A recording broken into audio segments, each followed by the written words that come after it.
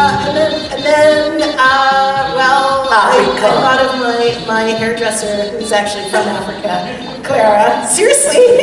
And she always, when she sees me, she goes, "Ah, Brenda, how are you?" She talks just like this. So I thought, okay, I'm going to remember her. And as I use that accent with a bit of a West Indian, Jamaican / Trinidadian accent, then they asked me to go lower. So my speaking voice is about here. And as I'm doing it, they said lower, and I went, lower. I said, lower. And before you knew it, the chorus sat somewhere like here. Ah! Ooh.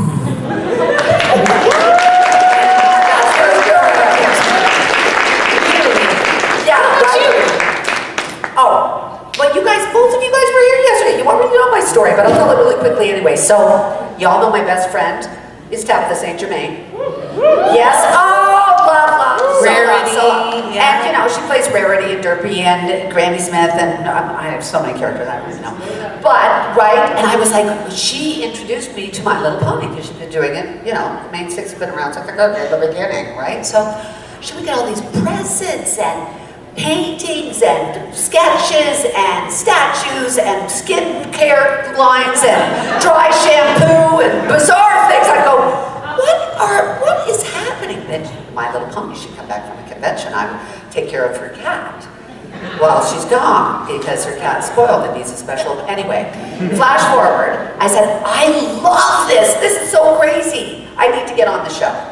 But I don't have what you call it, you know, I do male voices and monsters and witches and, you know. This woman is busy. She's like really not doing any service here, but she's busy. Anyway, so I went, oh, pony voice, that's going to be hard. I've got to find my little in me, my little tiny. I can do boy voices, but you know, I put it on my vision board. I said, I'm going to be on My Little Pony. I'm going to be on My Little Pony. Well, I happened to be in Vancouver doing another show. And I got a call for an audition for My Little Pony, and I just about had a nervous breakdown. I was like, oh, friendship's magic, I'm going to do the job. This is on my vision board. So I got the audition for it, and then Madge Meadowbrook was one of the characters I auditioned for, Mist Main, Sable Spirit, the wicked kind of nasty, who I was sure I was going to get. Because nasty is what I can do. But no, I got a call back for Madge and for Mist Main. And then I got Mist Main, and I just about fainted. So when I went in for the record, because she's young and beautiful, and then she's old and gives up all her beauty, you know her story, to save, you know, every other pony, because evil had taken over. Anyway, I go in, and the story is Campfire Tales. Has everybody seen Campfire Tales in season 7, yeah? Yeah, one of my favorite episodes. Anyway, they're all around the campfire telling stories, and Rarity says, do you know my favorite legend? They're all like, no. And she said, it's Miss May, the story of Miss May. My best friend plays Rarity and introduced me into the fandom. I cried in the record, literally, because she talks about how beautiful she is and how special she is, and she's right across, we're across microphones with every other pony that's recording. And it was just kind of kismet that there is Rarity introducing Mist Main as her favorite legend. Right? You can't make this stuff up. That's the magic of what My Little Pony is all about. Friendship, right? There you go. Boom. And you were saying too that in Toronto when you record, I found that really fascinating. That you go in and you record on your own. Yeah. Whereas in Vancouver, when we record in the round.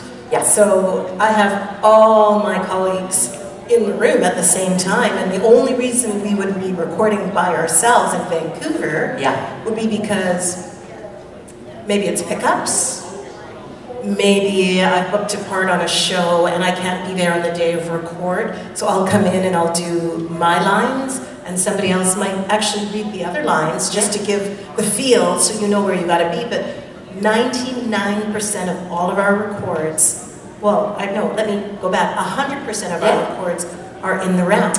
And exactly what Brenda said. In Toronto, so when she says in the round, what that means is every character is there recording together, so it's called ensemble. So the ensemble, the whole episode, all the characters in the episode are there together. In Toronto, you're by yourself. It is so lonely. And it's called the fishbowl. The fishbowl is, it's double pane glass, and you're on one side of it, and they turn you off and go, We'll get right back to you. Well, that's great. Ellie, that's great. Can you do it better? You know, and you're by yourself, so you have nobody to feed off of. So, you know, if Sakura is like, you know, you don't get to see that. You know, then I don't know she's doing that. I don't know what she's doing. I'm having to make it up in my mind. So it's a lot harder. And one of the great things, the end of season 7, which was a 2-part season finale, there were 18 voice actors in the studio at 15 set-up microphones. And I don't know if you guys understand, that is a lot of voice actors in one record. It's crazy time. And it is a whole lot you've got to witness it. You guys have got to come to Vancouver and somehow get in there and watch a record. What do you say? I mean, you would have so much fun. I'm telling you. There's so much crazy that goes on in the room, but you know, I have to say, everybody does put the P in professional, and after we've done a bunch of bantering back and forth, it would be like having, what would you say, about 10 different Robin Williams and Jim Carreys and whatever comedians you can think of, because some of these guys can bounce stuff across the room. They get naughty. So quick. And they try to crack you up. They try to make you laugh. Until you hear, and, all right, episode 101, line 55 through to 75, and it's like, oh, what's that? Like, it's like it just happens. The wind, the passing of gas, just to make you laugh before you have to say your line, and the little moment before, somebody will just go, you're like, oh, it's insane. And then you're like, stop it. And Tabitha is the worst for that. Tabitha is dangerous. No, you fall down crying, you're laughing so hard, and then the record stops because you can't pull it together. She's like laughing your head off. So who's got a question? Anybody got a question? All right. Oh, there's lots of questions all over here. And then we've got one there. And all over here. Leave your hand up so we can see. We can make sure we get to all of you. So yeah, so we're ready to get that mic over there. What's your name? Zach. Hey, Zach. I have a question for Brenda. Do you think all zebras rhyme, or is that just a chorus thing? That's a great question. If it is, I get it. Everybody's gonna have their trademark thing. Well, okay, well, I'll tell you what. At the moment, it's just Sakura. However, we still don't know about the rest of her family or her peeps. Maybe there's a whole lot of set somewhere in that rhyme. I do not know. Well, but I actually don't know. So I can't even say that it's a non-disclosure because I don't know. No one's ever said anything to me. So it's a big mystery. Sakura's background and whether or not she has a sister, whether she's got a cousin, whether she's got some peeps somewhere that all come out and say, you know, that'd actually be pretty funny. Videos, there could be like, you know. It's wide open. I mean, it's coming. Hug each other while that microphone's coming. Share the love. All right. Well, at the beginning, we were talking about all the great cosplays, and I was wondering, like, if you guys haven't cosplayed before, like, what character would you like to cosplay? Like, if you had, you know, someone to even make your costume, like, you know, money's no object, what would you cosplay? Okay, I know this sounds silly, but I really would do Sakura. And I'll tell you why. I don't know if they do a contest here at all. Is there a contest? I think the contest is right tonight, after. Isn't it after this? Okay, well, I went to one of either Nightmare Nights or Alice. I'm not sure. They had a contest, and there was a woman who dressed like amazing. So I personally would try and do my own character just because I think we just don't have enough Sakuras and zebras running around. You know what? Yeah, exactly. I would do Miss Maine too, and I actually have this fabulous Miss Maine wig that I don't know where I put it. Like, I might have left it at another con, but it's got these removable ponytails. The wig is like huge, and it's pink, and it's green, and it's like the most gorgeous thing you've ever... Tabitha bought it for me at a convention. Yes, it's true. And it was before I did the character of Miss Maine, but then I went, this wig is Miss Maine. And I take off the ponytails that are removable, the big huge wig stays there, and I put them on the fans' heads for pictures. Like, I attach them to their heads, and sometimes they're bald, so it gets really difficult, and I'll clip them on their ears, which you know, pinches and whatnot. But I think I'd love to be the changeling. I'd love to be, I think Discord's really excellent, you know? I think you could be, there's so many characters, like, are you kidding? There's so many characters that you could do, you name it. Derpy! Yeah, completely. Derpy cutie, for sure, there's a million of them, but I too, Miss Maine is like, you kind of are in love with your own self, which is kind of wrong. I just wanted to say, the cosplay contest is happening like the next hour after. So let's advertise that. Everybody show up, right? Everybody make sure they go to the costume event, for sure. I believe you have an autograph signing at the time, unfortunately, I think. So. And that's, you know what? Yes, so, but I'd love, if you get the chance, I'd love to see you there. I'd love to see a part of it. Mm-hmm. What time is it at? 4 or 4:30? 4:30. Till when? 5:30? 4:30 to 5:30? We might be able to sneak in for a sec and scream and love you.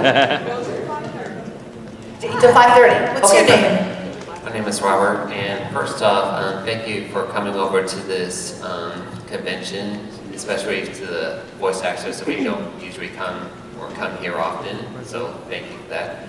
I have a question for Brenda.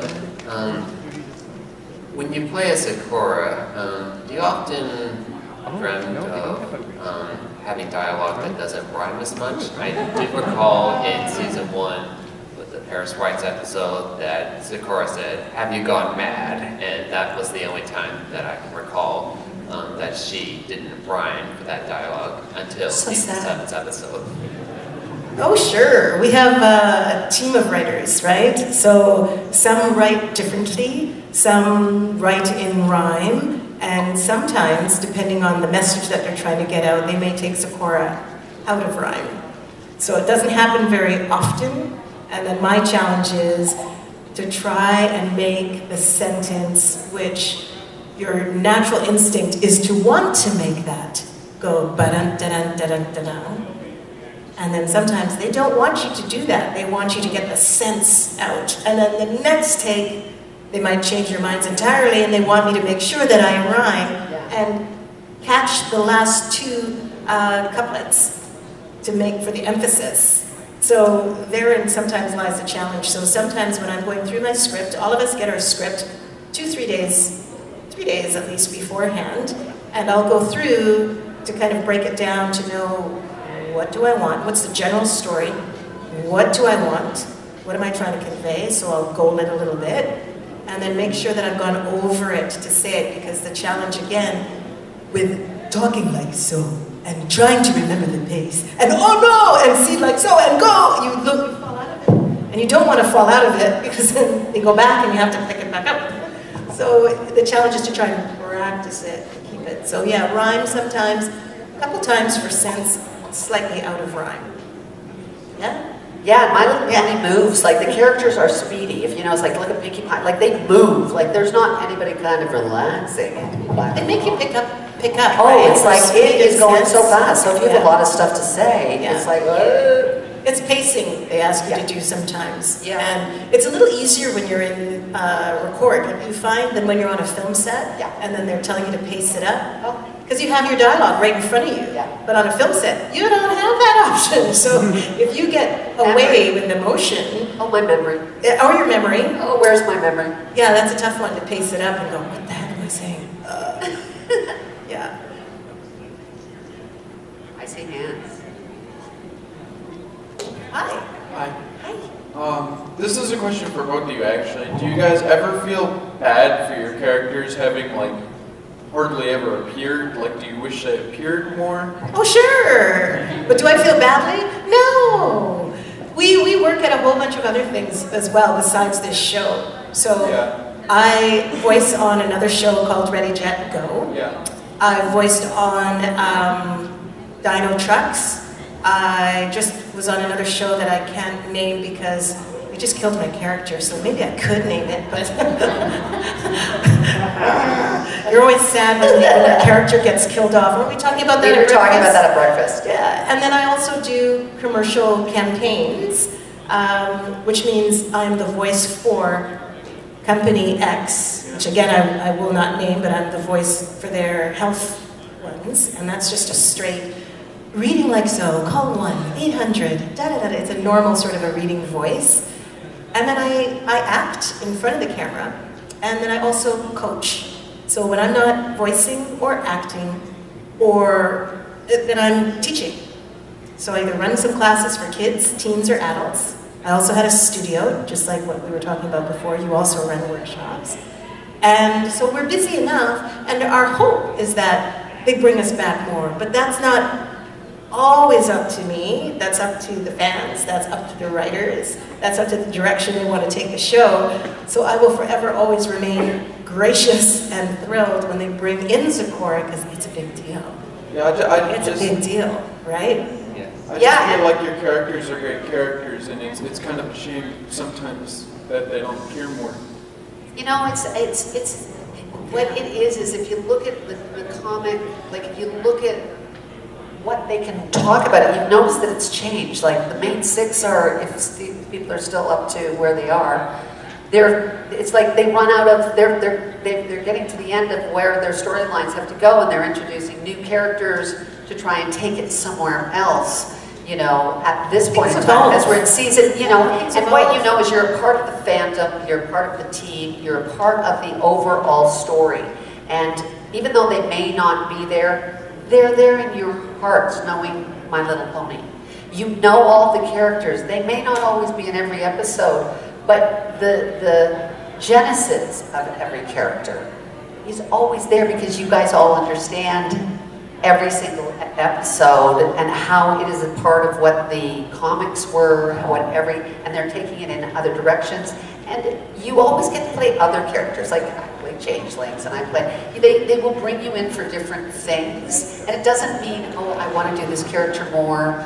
You love to do it because you love the record. That's what you love, and you love the fandom. And you hope that your character's in the memory of the fandom. Like that you love every character in My Little Pony, just like every character in the show loves every pony, like every fan.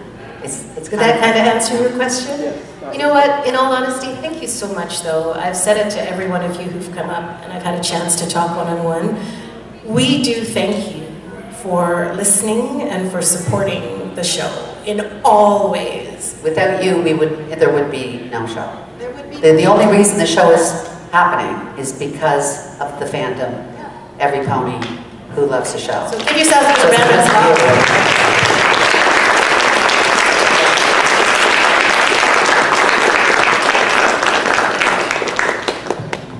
Hi. This is a question for Ellie. I talked to you about this in the hall yesterday about Tabitha's garden. I was wondering, is your garden on? Are you like jealous of her garden, or is your garden better? Yes, I'm jealous. You guys have garden competitions. Totally jealous.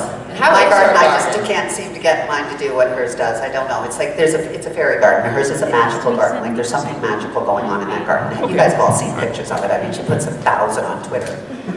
But that garden is magical. And I've gone with her. Do you know how much money she spends on flowers and things? Like every other day, I go, there's no room. There's no room for any more flowers in this garden. But she manages to do it, and they thrive. It's like unbelievable. And she's one of those green thumb, people that's all about design. It's kind of like Rarity. Everything has to be beautiful and fabulous, darling.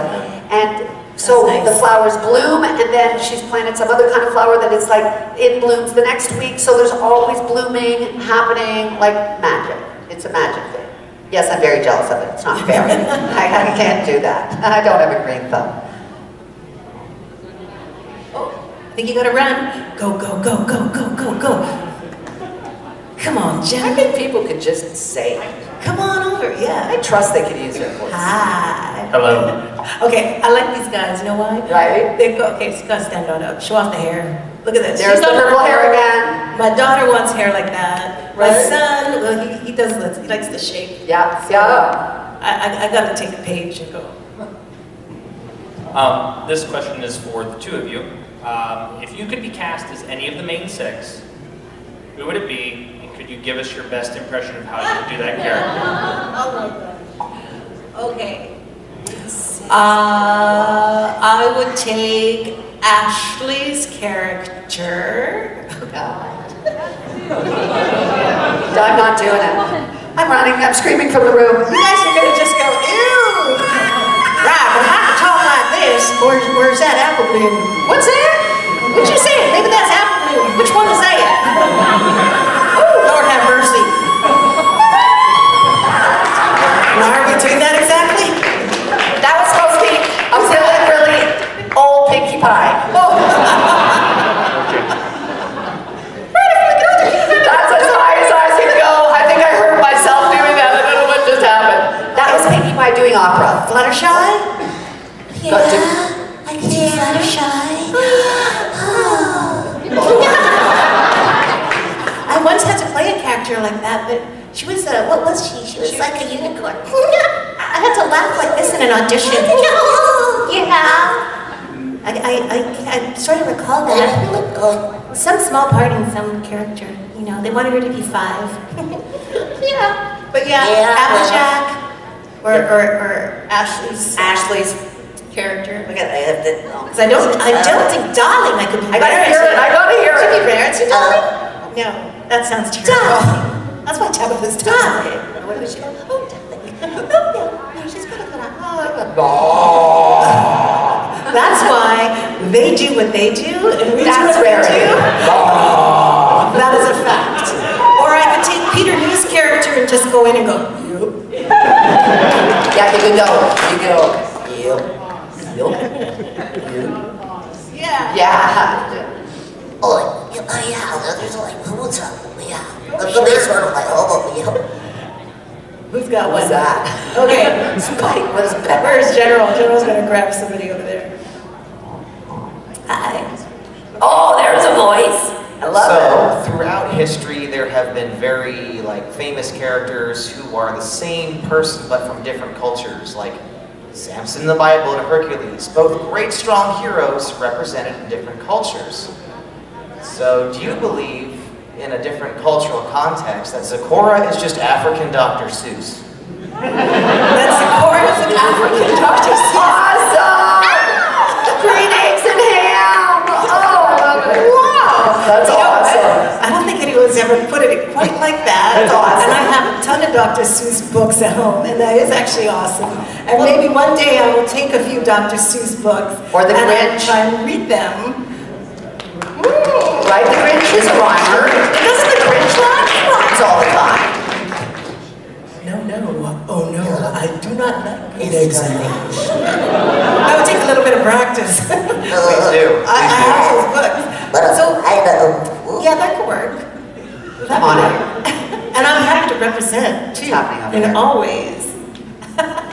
Okay, that's very cool. That actually be I want it. I want to see it happening too. Yeah. The Grinch. The modern day Zecora. Dr. Seuss. But yeah. Excellent. Awesome. We got another one there in the corner? Red hat. Hello.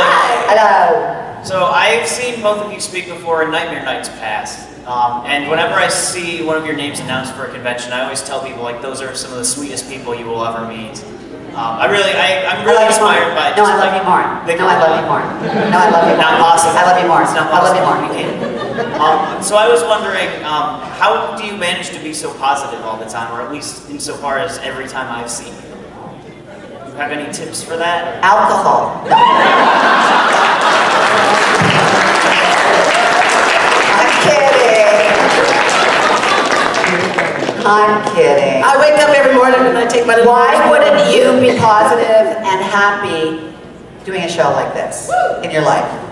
It makes you happy. Does it make you happy? Does it make you feel joyful? Does it, yeah, right? It's the show. And I think too, okay, every one of you has a dream. Every one of you has something you want to aspire to do, right? I don't know, if that goes back to, I always wanted to be an actor. I wanted to be a surgeon first, but I'll go into that after. That's actually a cool story. But it's why the joy, in all honesty. I get to do what I love, which is to be a storyteller. I get to do it all day. The struggle for us, we have to audition for what we do, so there's challenges with that. You have to still go in, Some of you who have a full-time job, you have that job for a year, or 2, or 5, or 10. Or your whole life. Right? Or your whole life. We will do a show that may run for 20 some odd, 30 episodes, or a feature film or 52 episodes, right? And then you have to go off onto the next one, and either you're offered a role, family. You've got or you a have to new audition family for that every role. day. New family every day. But at the same token, it's what we enjoy most. So I think a lot of the joy for us comes from doing what we love, and we worked hard, don't get me wrong, but there's some luck involved in that as well. I feel lucky, I feel blessed that I could do what I most want to do, and I can pay my mortgage, I can put some money towards my kids' education, and I can travel, and I can do that absolutely joyously and graciously, and all thanks be to God. And you know what else, guys? I mean, joy is not outside of you. Other things or other people don't make you joyful. Joy is a limitless well inside of you. We tend to tap down on it. As we mature, as we age, we're an embittered, disenfranchised, lonely, depressed world, let's be honest. But we choose joy. Children laugh 400 times a day.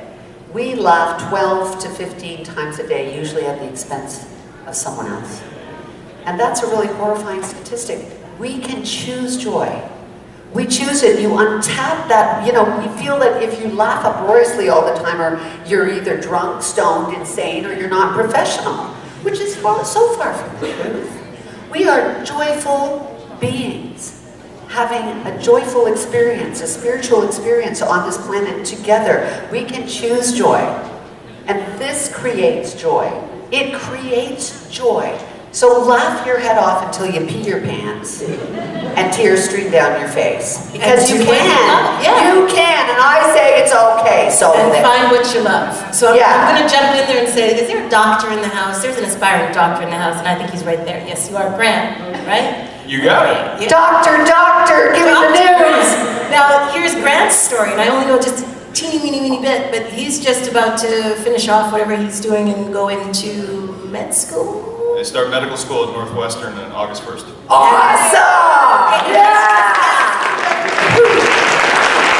And why I think that's awesome is because when I try to ask everybody, where are you from? What do you do when you're not here? And and if you tell me what else you want to do, that's even better. But you had such a twinkle in your eye when you said that, and that's phenomenal. The conversation you and I had was me saying, my mom was a registered nurse, my dad was a biology teacher, and my grandfather was a doctor. My dad didn't want to go that route at a certain point and chose to go more science and biology. I got best of both worlds and was pretty good in the biology and microbiology. You and I were talking about biochemistry, which I went, kind of like when a cat gets a hairball and you go, that would be in the studio. You get to play doctors and scientists on campus. I get to play them, but studying for it is a whole other beast. And I will absolutely, positively tell you without a shadow of a doubt that is a gift in its own right, because that's a language that I don't entirely get when it comes to calculus that you need, the chemistry part of it. Do you know what I'm saying? And you need those courses to be able to get where he's going. So we talk. You know what I'm saying? I've sat there and I've walked out of many an exam going, and study that page. Oh yeah, you know it. And you know what? So it's like respect. That, having to do that, I got an honorary doctorate. I'm so sorry. I didn't have to go through what you go through. But that was because I've been around for so long, they said, give her an honorary doctorate, because I've been doing it for 36 years. So arts and humanities, the University of Windsor said, God, give that woman an honorary doctorate, because I thought I was going to go back to school, and they looked at me and went, academia. And I went, oh yeah, I'm not so good at that. That's not the thing I'm very good at. And they gave me one. So I look at people like you and I go, look at what you have to go through. So what gives me joy is being able to do something that I get, I know I can excel at, I know I can touch people if I'm acting or voicing, and I know I can assist people if I'm coaching. The chemistry, I had to work hard at. My B that I got in university was a very hard-earned B. But that wasn't high enough to get me to go to the next level. And it was like, okay, I'm so done with that because I was stressed and I sweated bullets. If 250 grams of sulfur dioxide, and the train is going at 50 miles an hour, it now hits magnesium sulfide with the car that's blue streak. I drank that cocktail last night. I did. It just about sent me over the edge. So you catch what I'm saying when I say do what you love and do what brings you joy? The chemistry part of it? But for you, sir, you have gone above and beyond. That didn't make sense. Above and beyond. So that's totally cool. You said above. I said above. That was a new word. That was just a plural rhyme. Love and love. It's like beauty and love together. Love. It's like love. I'm gonna go with that. I'll say love you. Love you too. I love all of you. No, I really love you more. So do what you love. Who's on question? Yeah, go ahead. I was happy to be next in line, so it's nice. Oh, you guys have both been so wonderful to me this weekend, and you are now officially my favorites. Oh! Didn't you buy me a glass of wine last night? I may or may not. So who loves you more? I said I owe you one. You come on over here and I'm going to give you some special I don't sugar. drink, you know. Come on over here. Okay. I'll take all this sugar and I'll give some to you. Okay, is it happening? It's happening. I'm doing it too.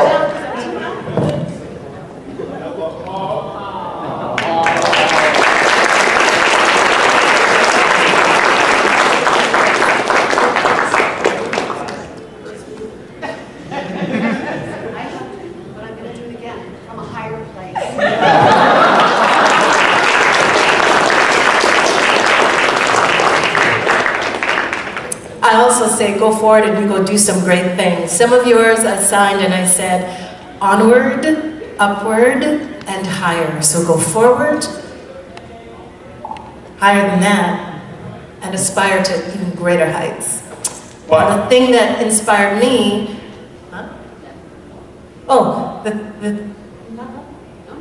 had a question for you guys. You had a question? Oh, I'm yammering on. It just so happened, that was the intro, I'm sorry, I had too much time. I could go So, on. you guys have been so wonderful, but I gotta put you on the spot. Do you guys think you could do your best impression of a Sean Connery James Bond? That's Scottish. People, the fire. This is Scottish. Show. I show you watch.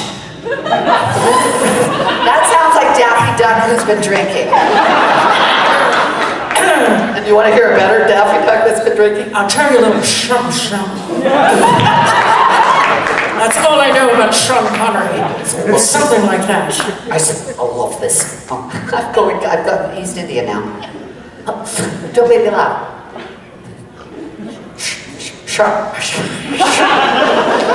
Spit it out. The fandom's fabulous. It's fabulous. The fandom's fabulous. What is I don't know what I'm doing. The fandom's fabulous. Great balls of fire. It's supposed like a great ball. It's a great. I don't. It's a Scottish. That's a fabulous. That's not right. That's not right. It's a fabulous fandom. He's important. Listen. I think you got a question. Okay, just send me home. I failed. I'll try it later.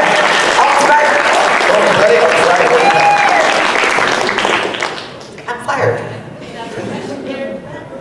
Go ahead. Hi. Hi. Hi, where is it? I'm over here. Hi. Hello, hi. Hello. I wanted to ask if you wish your characters had like a musical number, and if they did, would you want to be the singing voice for them, or would you want someone else to be? Oh. Well, they have lots of amazing singers. I think Shannon sings. So does Andrea. Andrea sings, and then there's a whole bunch of There's tons of shit. But What's her name? yes, and Rebecca. There's a ton of singers. I sing as well. However, it would be interesting to see what they would write for Zecora to sing. right? Oh, Everything yeah, would be it'd be really so quite low. It'd be in rhyme, so it'd be like a It would be in song. rhyme, I'm sure, and I don't know if any of the other actresses have a voice that would go maybe as low as mine, so we'd have to probably either find someone or they would ask me to do it, which is fine. I so want to sing. There we go, it would be low. It would be low. No. I just sang in a Cat in the Hat television special as Bubbles Beaterbon with a comedian from New York, what's his name? I want to say Sean Connery now, because that's the only thing I can think of. Sean Connery's like polluted my brain. And I got to sing, which I don't usually do, but she was this crazy character and really a lot of fun. It's coming out for Halloween, so if you get a chance to see it, it's a Cat in the Hat Halloween special. Bubbles Beaterbomb. She's singing her heart out. She runs the Ookie Makookie Closet. Oh, think about that for a minute. Oh, yeah.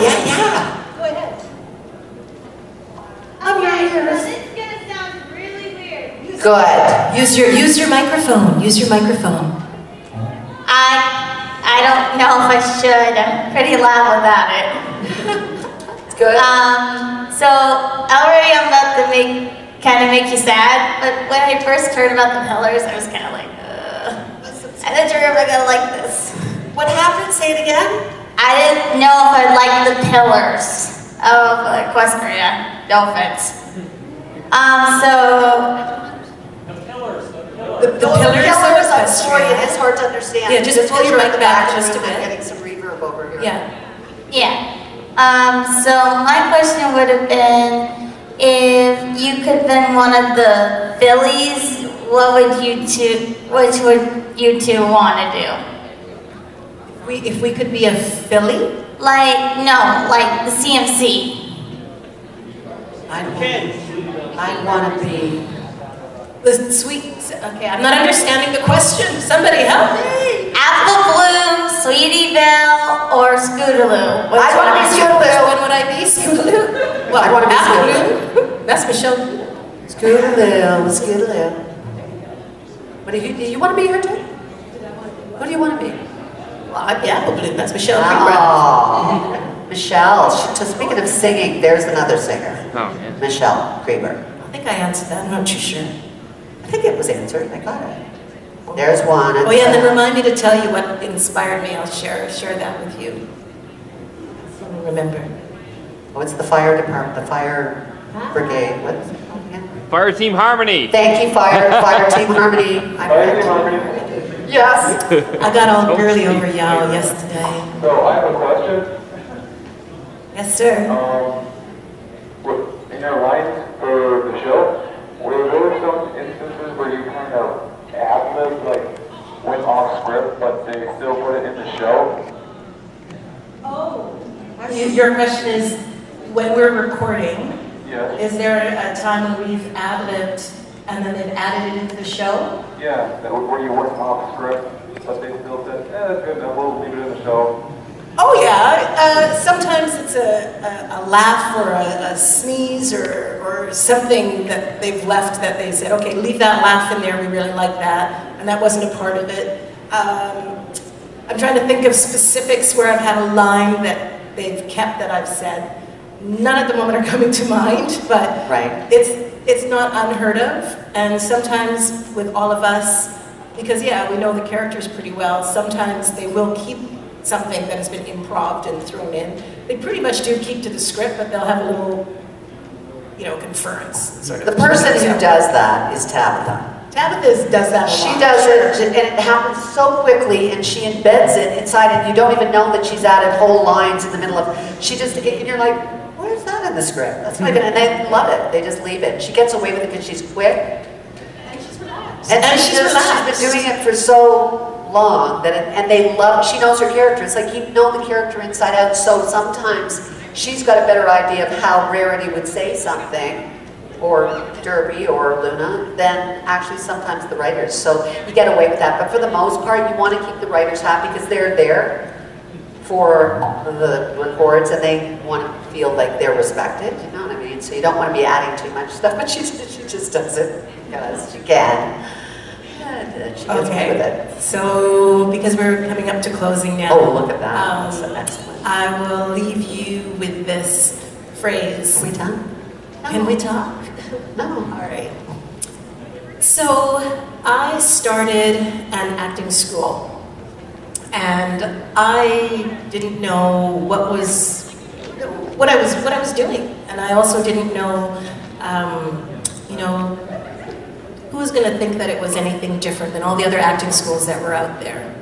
So I had a tiny bit of a confidence problem. I just kind of thought, I really want to do this. I know that I can, but what is necessarily going to make me different? And I realized a lot of it is just my integrity. And my training, I feel confident with the training that I have. A couple of our other colleagues here have all studied at the same theatre school, which was Studio 58, and that gave us a well-rounded education for behind the scenes, for stage and theatre and everything. So I thought, all right, I need to assemble my team and go. And I came across this quote one day. And I actually put it on my brochure. And it's by somebody called Goethe, Goethe. At least they attribute it to him, but it could be somebody else who might have written it. There's a bit of a controversy because everyone stole something. But you would know the last 2 couplets of this piece. But find it and read the whole portion from the beginning. The last couplet, or the last part goes, whatever you can do, or dream you can, begin it. Boldness has genius, power, and magic in it. Begin it now. And I saw that part and I went, whatever I can dream I can do. Just begin it. Okay, begin it. There's the space I want to rent.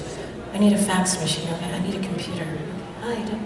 When I read this part of the part that precedes it, it says, until one is committed, there is a hesitation. And then it goes on from there to say, and I'm going to paraphrase because I can't quite remember the words, the way it's written. Well, it's somebody who said, I have a deep respect for one of Goethe's couplets, and that's where that part comes in. And it says, until you're committed, there's a hesitancy. But as soon as you make that move, then providence moves too. Somebody can find it as I'm speaking, and I'll happily try and put my specs on and read it. But all sorts of people will come to your assistance. It's like when you do, okay, you do it. When you do your memory board, or your mood board. Vision board. Your vision board. Yeah. You put it out there. Yeah. And then somebody pops in. We talked about this, that we don't manifesting. We can manifest our dreams like you can make what you want to have happen by putting it out there. And somebody else goes, you know what, let me help you with that. That's what a team is. That's what this is, okay? So it inspired me, and I'm passing that on to you. Find that little phrase, that couplet, or find what motivational saying resonates for you, and keep it close. Post it somewhere. Post it somewhere, and just read it a couple times. Yeah. And I kid you not, it was as simple as that. And you know what, guys, we're just about to finish. I just want to leave you with a little story as well of inspiration, just like this. Never let anyone define who you are. You are spectacular, exactly as you are. I was, when I was in kindergarten, a long time ago, the nun who was my teacher at the time told my parents that I was retarded and that I would have to repeat kindergarten at least a couple of times. And my mother said, no, she's going to go into grade 1. And I had autism, severe autism as a child that I've managed to work with. And I got into grade 2 and they wanted to skip me 3 grades. They didn't know what to do with me because they couldn't understand what I was. And my mother and my father always said, you are special and brilliant, exactly as you are. You can accomplish anything you want. You will always be loved. You are a part of humanity, and you're what makes it thrive. So everyone here, I want you guys to know, you are fabulous. You are special. You are loved. And this fandom celebrates all of our uniqueness. And never forget that. Be you. You are loved by everyone in the show. The writers, the animators, the voiceover folks, everybody loves you, and you make us feel loved, and that's what the reciprocal agreement about the whole thing is. That's the magic we're talking about. That's what we're talking about. Woo! To the fandom! Yeah. Thank you so much, Trotcon. Thank you so much, everyone. Thank you so much, everybody. Thank you.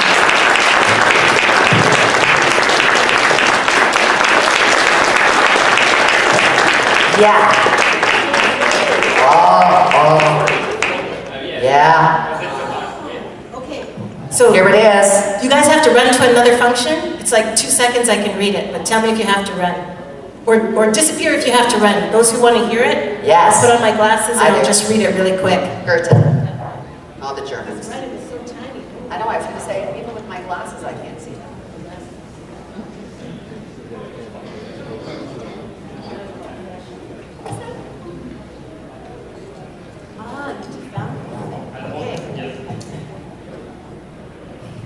Until one is committed, there is hesitancy, the chance to draw back, always ineffectiveness concerning all acts of initiative and creation. There is one elementary truth, the ignorance of which kills countless ideas and splendid plans. That the moment one definitely commits oneself, then providence moves too. All sorts of things occur to help one that would never otherwise have occurred. A whole stream of events issues from the decision, raising in one's favor all manner of unforeseen incidents, meetings, and material assistance, which no man could have dreamed would have come his way. Whatever you can do, or dream you can, begin it. Boldness has genius, power, and magic in it. Begin it now.